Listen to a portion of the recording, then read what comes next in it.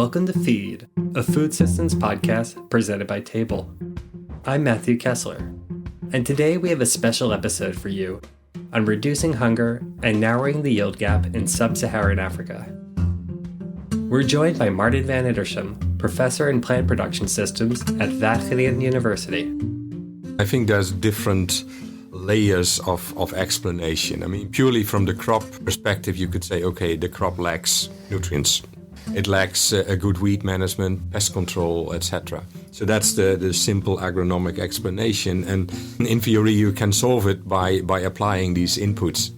Of course, it's not as simple as that, because the farmers would probably do it if that is the only trick.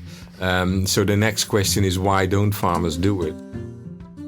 Martin is trained as an agronomist and has led the Global Yield Gap Atlas project that has mapped and examined opportunities to increase agricultural production on agricultural land across the world. Martin also has a guest professorship at the Swedish University of Agricultural Sciences with the production ecology and ecology departments. And we have Klara Fischer, associate professor in rural development and a senior lecturer in environmental communications at the Swedish University of Agricultural Sciences, who you may recognize from a past conversation in season 1 of the Feed podcast. I think also that we need agriculture development. The problem is if advisors or development agencies or governments come in with the idea about how this should happen. I think you have like a recipe for how to raise yields, which will work. But I don't think it works to implement that recipe top down. Klara enters this conversation from a critical social sciences perspective and has spent over a decade in the field working with African smallholders across South Africa, Uganda, and Zambia.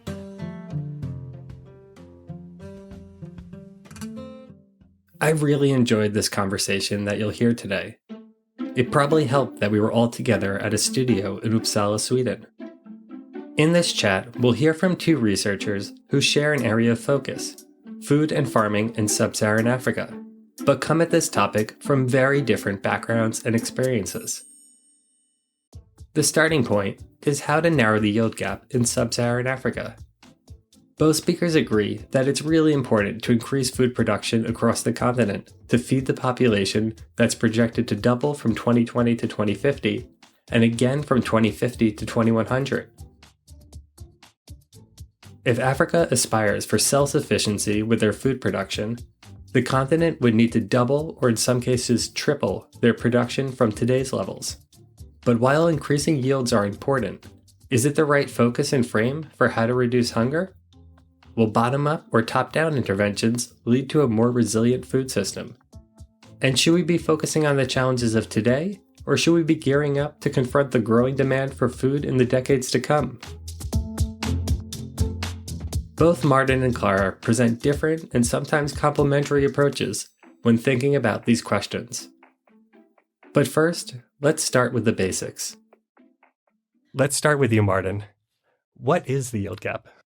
The yield gap, that is defined as the difference between what farmers produce today on their fields, so the yields under current conditions, and what they could achieve if they did everything perfect with the crop. So enough water, enough nutrients, no weeds, no pests and diseases, and that is called the potential yield. And the difference between potential and what farmers achieve today, that is what we define as the yield gap. Martin van Ittersum was inspired to develop the Global Yield Gap Atlas in the wake of two food price crises in 2008 and 2011. Martin and his colleague, Kenneth Caspin at the University of Nebraska, had many discussions about trends in global food availability and related challenges, like food price increases and how to feed a planet with 10 billion people. We both found it very important to have a better view on how much more can we produce on existing agricultural land. So no further expansion of the area at the cost of ecosystems and coming with a lot of greenhouse gas emissions, etc. So what is the capacity in different places on our planet to increase production on existing land? And then the yield gap is a very useful notion. So what does the Global Atlas project look like? We quantify what are the yield gaps of our major food crops. So not every single small crop, but the focus was until now on say, the 10 most important food crops, country by country. So working with local experts to get the best data and to get a proper evaluation of the results, quantifying the yield gaps for the important food crops country by country, and then mapping these into an atlas online available freely for everyone. And as a kind of Wikipedia, improve estimations when better data become available. 12 years after the project started in 2011, the Yield Gap Atlas now has collected data from local experts in over 70 countries. Which gives actually striking differences across the planet. In Europe, in China, in the US, where farmers are close to 70-80% of what is the maximum. So the yield gap is only 20 to 30%, you could say. But if you look at the other extreme, and that is particularly sub-Saharan Africa, farmers achieve maybe only 20% of what is theoretically possible. So yield gaps of around 80%. That means some farmers have the potential to double, triple, or even quadruple their harvests. We'll talk later about some of the conditions that are preventing this. So Klara, I want to bring you in here. I'm sure that you would agree with your work with smallholders, the importance of bringing in voices on the ground into this decision-making process. But I also, from our past conversation, I know that if you could write the narrative on how we address all the challenges facing our food system, including reducing global hunger, I'm not sure you would start this discussion focusing on yield. Yes. First of all, I want to say that in many of the African contexts where I have worked, farmers do produce very low yields. And also many smallholders would like to have higher yields. So I agree with that starting point.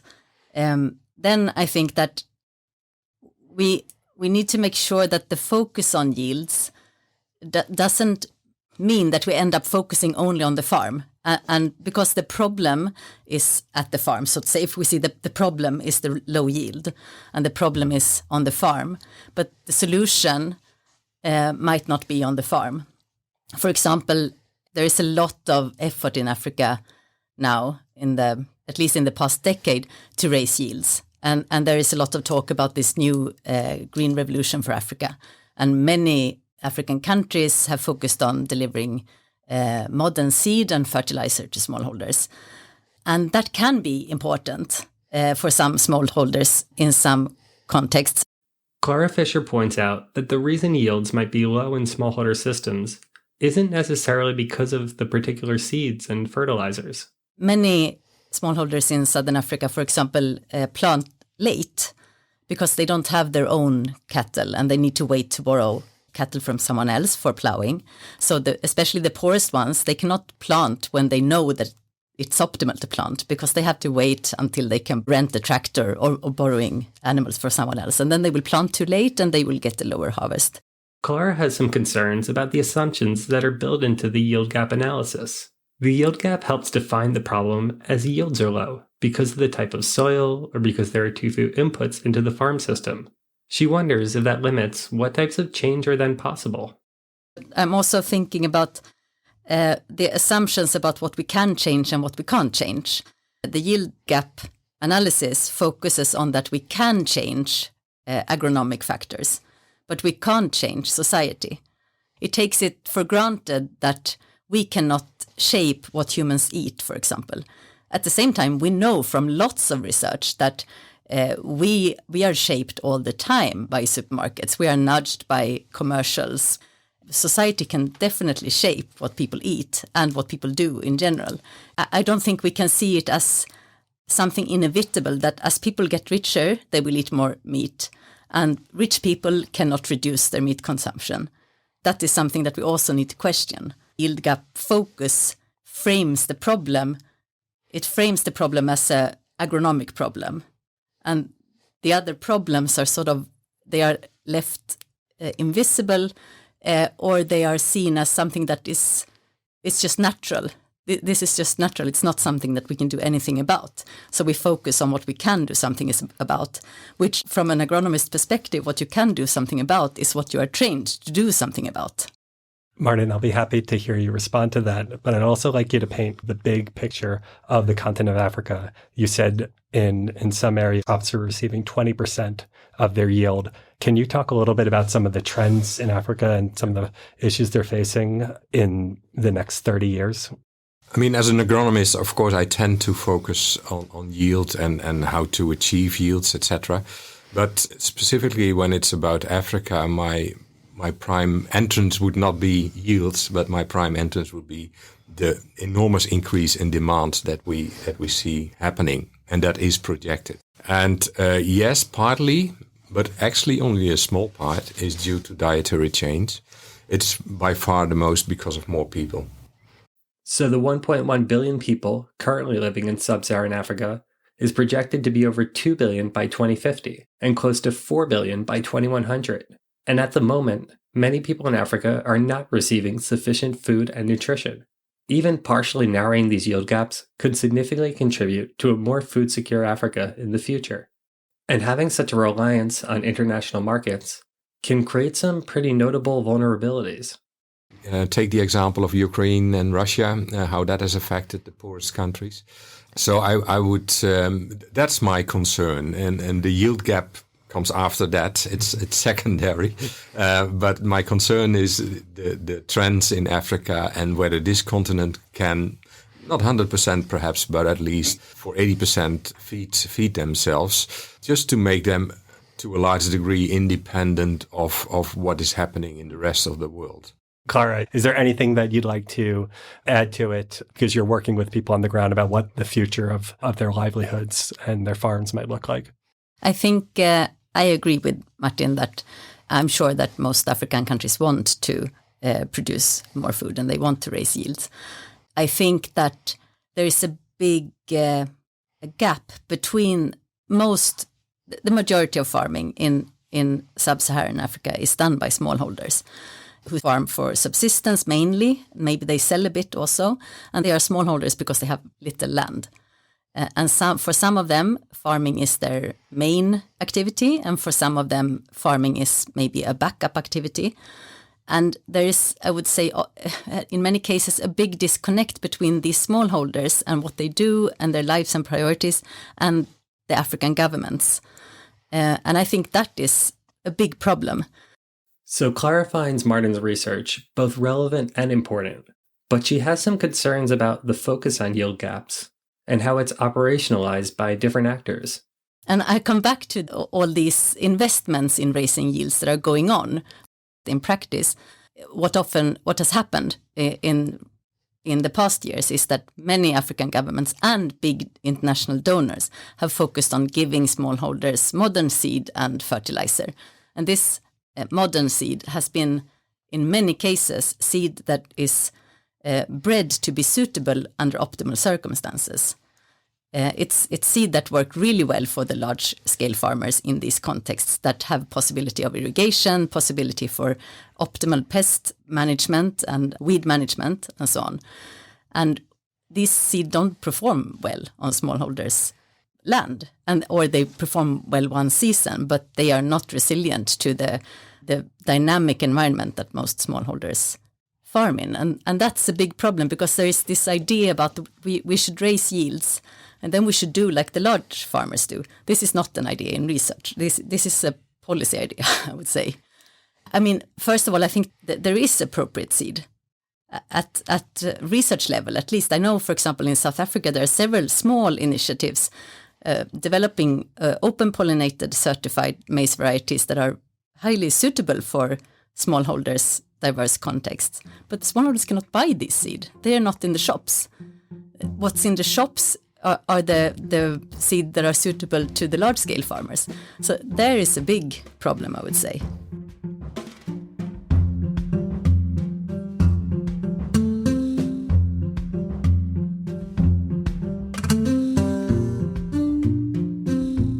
Before moving into discussion about the interventions or solutions to address the yield gap, we first need to talk about how we're defining the problem. What are the root causes of a yield gap?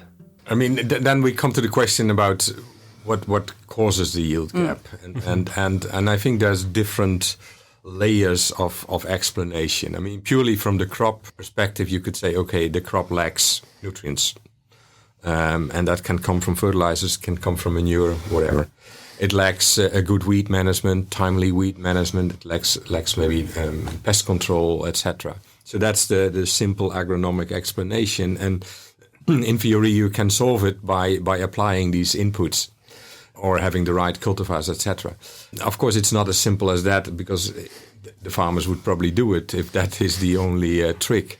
So the next question is, why don't farmers do it?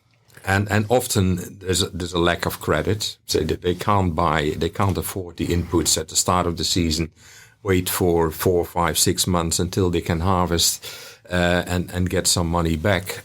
So that is a main constraint. There's probably also sometimes knowledge issues or knowing what to do in the right moment, the right time. So where extension can play a critical role.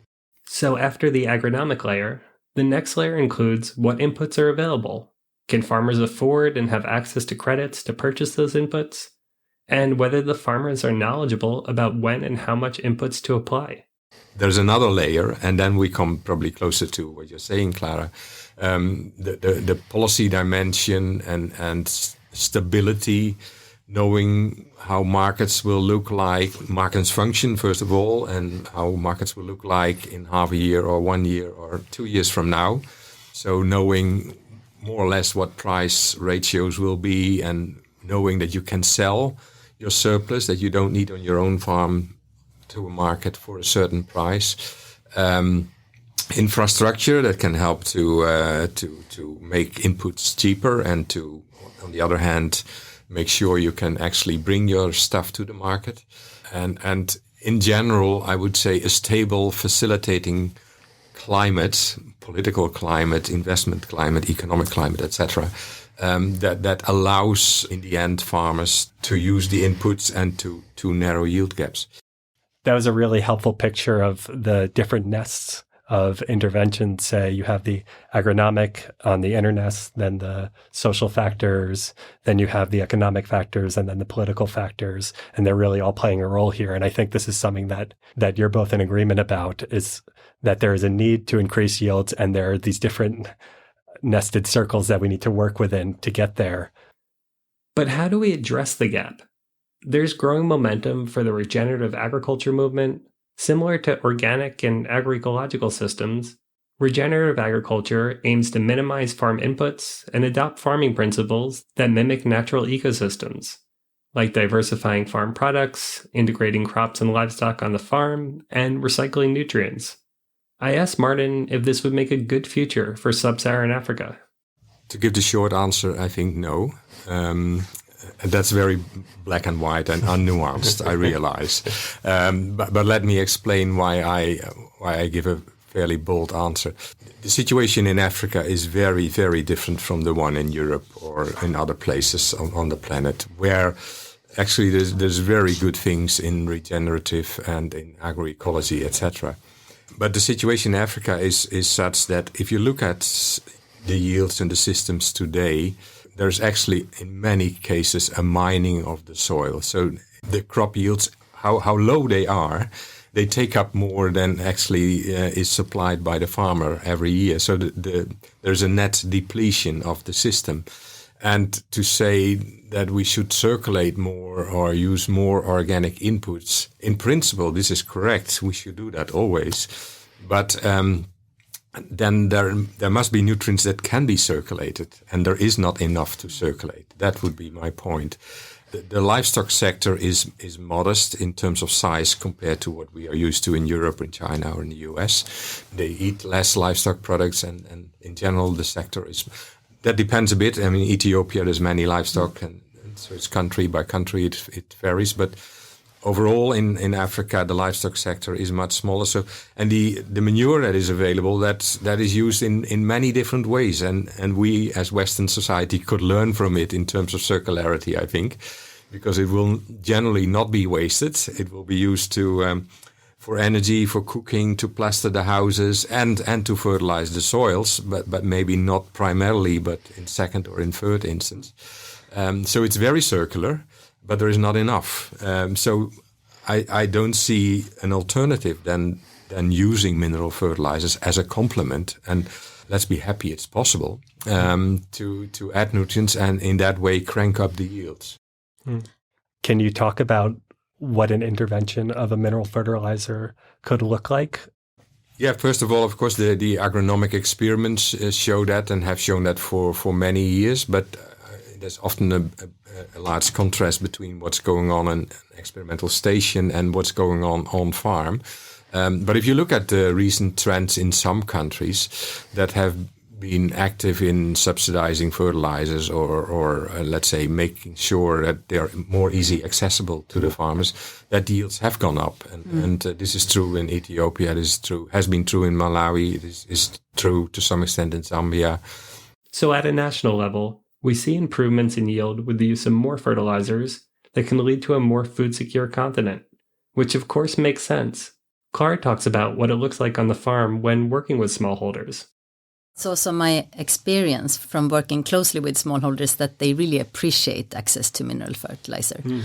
It increases their yields and they want fertilizer. What I think will be the challenge is that if we look at the hope, let's say, of closing the yield gap to 80%, that requires a quite high input of fertilizer. And most smallholders, they want fertilizer, but they will never apply that much because they think it's too costly, and they see a big effect of applying a small amount. So who is going to make this change? And if we think a little bit about smallholder agency, and what if I'm a smallholder and let's say I'm the head of a family with some teenage kids who are at home, and I have a husband, and we have quite a lot of labor in the family. So in this case, labor is not the limiting factor. But we are poor and we don't buy a lot of inputs for our farm. For this family, I think an intervention that subsidizes fertilizer or even gives it for free would make a big difference. But I would not apply all that fertilizer to that field that is recommended to me, because I'd rather sell some to my neighbor, because you don't see the purpose of it. It just seems, I think for many smallholders, it seems extremely wasteful somehow. That's one thing that's going to happen, I think. Then for another smallholder that might be a single woman with a bunch of kids, she doesn't have enough labor, and she cannot pay anyone for labor either, and she cannot trade labor because she doesn't have anything to give. She will not be helped by fertilizer, because that's not the limiting factor. It is a limiting factor, but there is another limiting factor that prevents her from using the fertilizer. So when we take it down to the smallholder level, we sort of come to different challenges that we need to think about how to address, and how to make it beneficial for smallholders to address them. No, I think I get that and I understand that. And maybe it points at, say, different time frames that we're talking about. I look at where we need to move towards to in 2050. I'm not saying, and I cannot say exactly what we need to do tomorrow, whereas Klara probably thinks more about, okay, what's next? We started the conversation because of introducing agroecology, circularity with fertilizers. It would be a great mistake to focus too much on fertilizers only, because it doesn't make sense to throw a bag of fertilizers on the field if your seed is not in good shape, if you don't have enough seed. I've seen many maize fields where you can bike through the field without hitting any plant. So few plants are there on the field. So a proper number of plants is very important. Doing the tillage, doing the weed management, doing the pest and disease management, etc. If you don't do that right, it's a waste indeed to throw too much fertilizers on the field, absolutely. The other thing is that I think it's a development. We don't need to close the yield gap, say from 20% of the potential to 80% of the potential in a few weeks. The population will grow, but in 30 years, if we take that perspective. So I think it's a process where gradually you have to increase your fertilizer or your nutrient supply, I would say. It's not necessarily only mineral fertilizers, hand in hand with other inputs that allow the farmer to achieve a high yield. Now, having said that, I realize that many farmers in Africa are small, very small, maybe half a hectare, 1 hectare, 2 hectares. But in that range is the majority of the farm households in Africa. But I think you said something really important now when you said that we don't need to raise yields from 20 to 80 right away. Overnight. Exactly. But and I think that is a main problem, that's how many governments and donors think. That's why, because I don't think that we will not solve anything by giving smallholders modern seed and fertilizer and recommendations about maximizing their production. It needs to be sort of taken stepwise. And I think, for example, giving smallholders certified, healthy, local varieties that will raise their yields but not massively, it makes a big difference. And also I think that poverty is a major problem, that maybe social security would solve more than focusing on the seed. In many cases, if farmers had some more money, they could make more choices. They would have more agency to choose their future, and some would opt out of farming also. So I find this really interesting because Martin is coming at this from this macro picture, long time scale about really setting the target of where we need to go in the future. And Klara, you're coming from this very micro scale, this very on the ground perspective. You just mentioned social security. What other interventions would you put forward to not only improve the livelihoods of farmers, but also to shrink the yield gap? I think investing in government-sponsored agricultural advisory services would make a big difference. There's very limited access to agricultural advice for smallholders, and most is private sector, which is not suited to the smallholders because the private sector goes where the money is, of course. So it's very appropriate for large-scale commercial farmers, but not for the smallholders. I think that would make a big difference. I think also taking smallholder perspectives into agronomy training, because the advisors that come out, they are very highly trained in providing advice and understanding the large-scale commercial system, but they are not often well trained in understanding the smallholder context and the challenges there. And that's why the advice that smallholders get, there's often a big divide between the advice and what is possible in the local context. I think that's one thing to work with. Martin before spoke about the issue of timescale, how to get from the situation today to 2050. He next picks up on the issue of farm scale. I can't see that the future of the current farm structure is in any way sustainable. With such small farms of half to, say, 2 hectares, the majority of the farms are in that range. And the trend is getting smaller. So if there's new kids, then the land will be divided among the kids. So I don't see how Africa can feed itself with such a fragmented small-scale agriculture. And I'm not thinking about mechanization like on the biggest farms in Europe or in the US or in Latin America, but small-scale mechanization is not affordable in these conditions. Job alternatives should go hand in hand with scaling of agriculture, I believe. Otherwise, I don't see the real developments going on and picking up to move towards a more productive agriculture, which is needed to feed the population.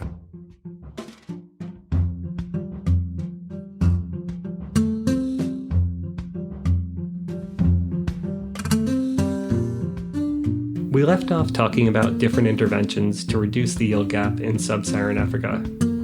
The next part of the conversation really gets into the weeds about how to prioritize agriculture and economic development. Basically, does improving smallholder agriculture lead to economic development, or does economic development bring people out of smallholder agriculture?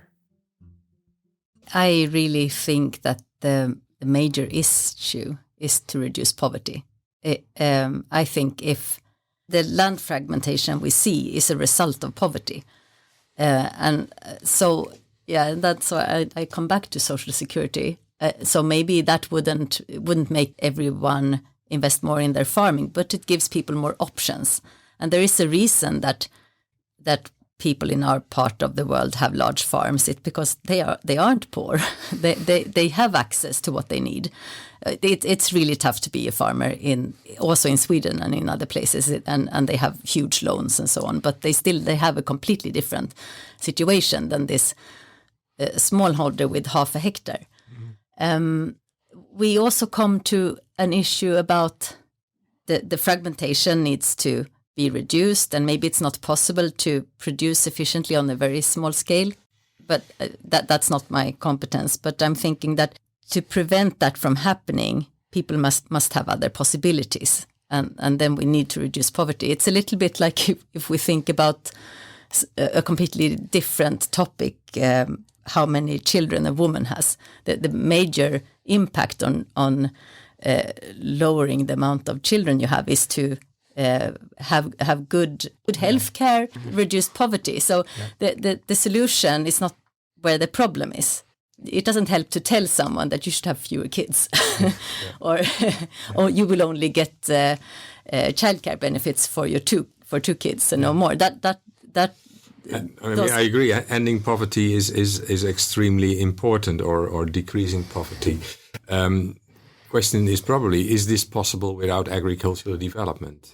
No. All the examples we've seen in the past, and I'm not saying we need to follow just one model, but all the examples of the past are that an economy develops because agriculture develops, and if agriculture develops, the processing industry of agriculture products and food products can develop, and that brings the need for other services and industrial sectors, etc., etc. So it's a driver, is an engine of economic growth and of slowing down poverty. Now I think I know what I think the problem is, or what I'm reacting to is that.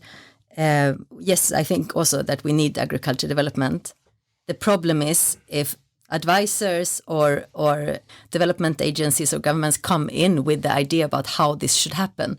I think you have like a recipe for how to raise yields, which will work, but I don't think it works to implement that recipe top down, and evidence shows that it doesn't work.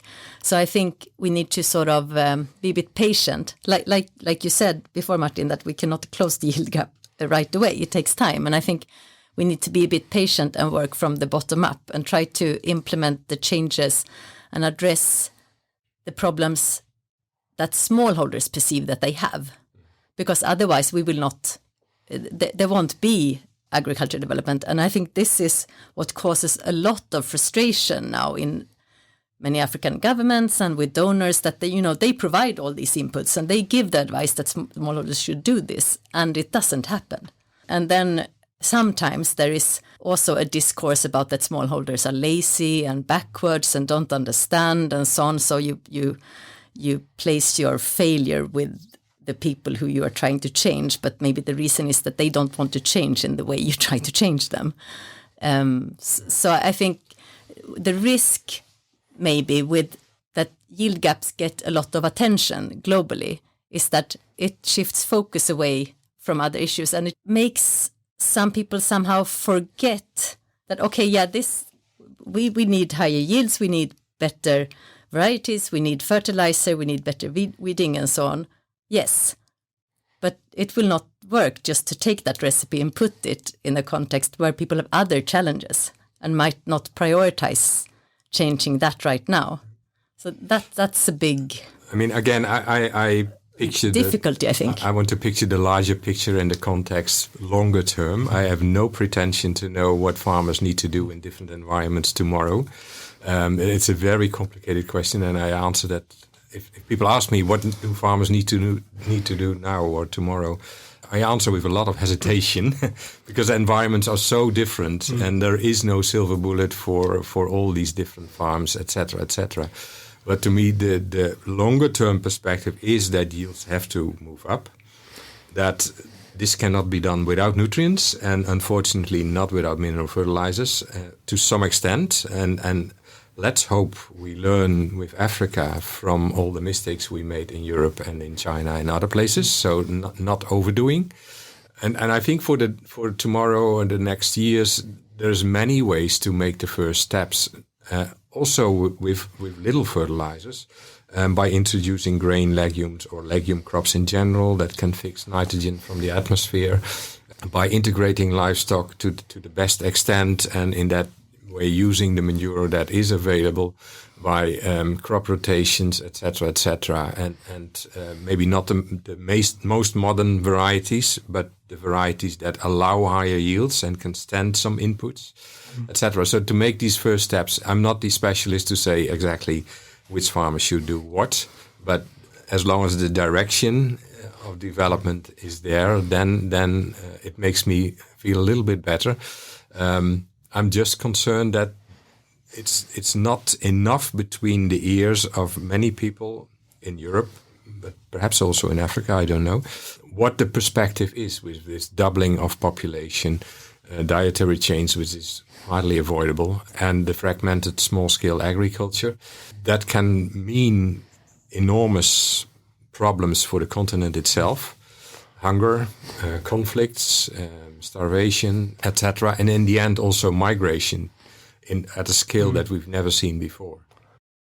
That is one future that you just laid out. And I want to ask you, Martin, and then I'll ask you after Klara as maybe a closing, what does a good food future look like in Africa? I would say if Africa, in my view, should be to a large extent self-sufficient in future.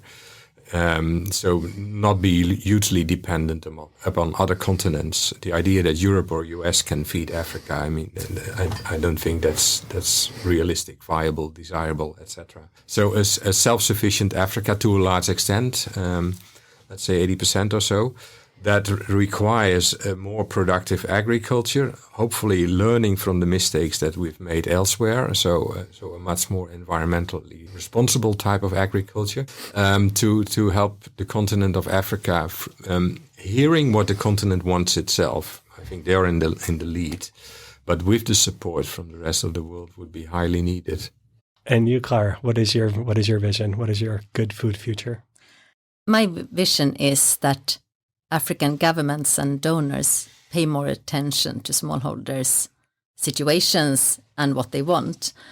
I think that is an important success recipe for agriculture development, and also more investments in agricultural advice, including veterinary services. There is a huge lack of access to advice and services for smallholders, and I think that is something that I see again and again in my work, that it would make a big difference, and it's something that smallholders request. And what you just said, Klara, doesn't conflict with what I said. No, I think it doesn't. both is needed, yeah, exactly. But it's a different time perspective. It doesn't. Thank you both very much for speaking with us in person here on beautiful Uppsala, Sweden, on a gray, overcast day. Thank you. A big thank you to Klara Fischer and Martin van Ittersum. We'll post links to their work and their articles and the yield gap on our website, tabledebates.org. And a big thanks to you for listening. It really helps if you rate and review us wherever you listen to podcasts, and tell your friends and colleagues about us. Table is a food systems collaboration between the University of Oxford, Swedish University of Agricultural Sciences, and Wageningen University. You can follow more of our work by subscribing to our newsletter, Fodder. We're currently working on our next season of the podcast, Should Food Systems Be More Natural? If you have ideas, guest suggestions, comments, things you'd like to hear us explore, you can send us an email to podcast@tabledebates.org. This episode was produced and edited by me, Matthew Kessler, with special thanks to Eva Thusman for sharing her expertise when reviewing the episode. Music by Blue Dot Sessions. Talk to you soon.